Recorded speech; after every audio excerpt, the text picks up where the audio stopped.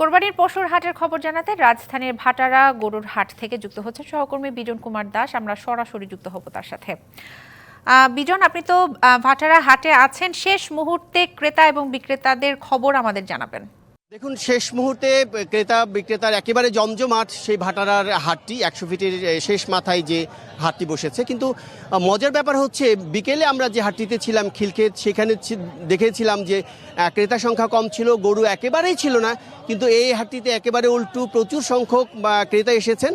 বিশেষ করে ঢাকার মধ্যে, যেহেতু আমি আগে বলেছিলাম যে যাদের আসলে গরু রাখার জায়গা নেই তারা শেষ দিন কিনেন, যেহেতু আগামীকালকে ঈদ, শেষ মুহূর্তে কেনাকাটা করতে এসছেন, তাই অনেকটাই ব্যস্ত। এবং দাম, যেহেতু ক্রেতা সংখ্যা বেশি, দামটা বেড়ে গেছে। কিন্তু আপনি জানেন যে গরুর পাশাপাশি মানুষ খাসি একটা থাকে, বিশেষ করে ধনাঢ্য যারা আছেন, গরুর পাশাপাশি যেমন খাসি থাকে। আবার নিম্ন মধ্যবিত্ত যারা আছেন, নিম্নবিত্ত যারা আছেন, তারা মনে করেন যে সাধ্যের মধ্যে তারা একটা খাসি কিনবেন। এই জন্য আমরা দেখছি যে এখানকার খাসির যে হাটটি, সেটিও বেশ জমজমাট। আপনি হয়তো দেখতে পাচ্ছেন প্রচুর সংখ্যক ক্রেতা বিক্রেতার একদম সমাগমে পরিপূর্ণ। আমি দেখাতে চাই এই যে ভাটার হাটে সবচেয়ে বড় যে খাসিগুলো এসছে তার বিক্রেতার সাথে কথা বলতে চাই।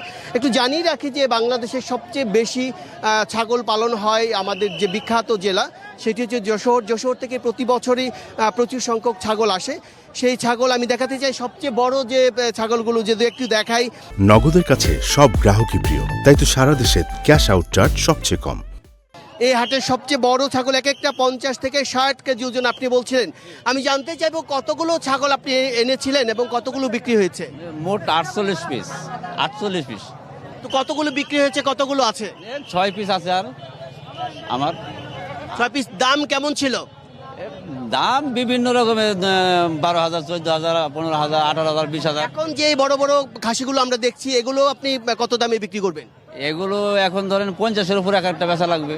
এক একটা 50,000, 50,000 টাকায় বিক্রি করবে। আসলে এক একটা ওজনও উনি বলছিলেন যে 50 থেকে 60 কেজি ওজনের হবে।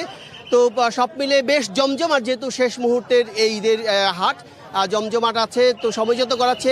দেখছি যে ক্রেতারা অপেক্ষা করছেন যে দাম কি পড়বে নাকি বাড়বে, সেই প্রত্যাশায় তারা সময় পার করছেন। তো দিশা এই ছিল আমার কাছে এখানকার সবশেষ খবর। কোরবানির পশুর হাটের খবর জানাচ্ছিলেন বিজন, আপনাকে ধন্যবাদ।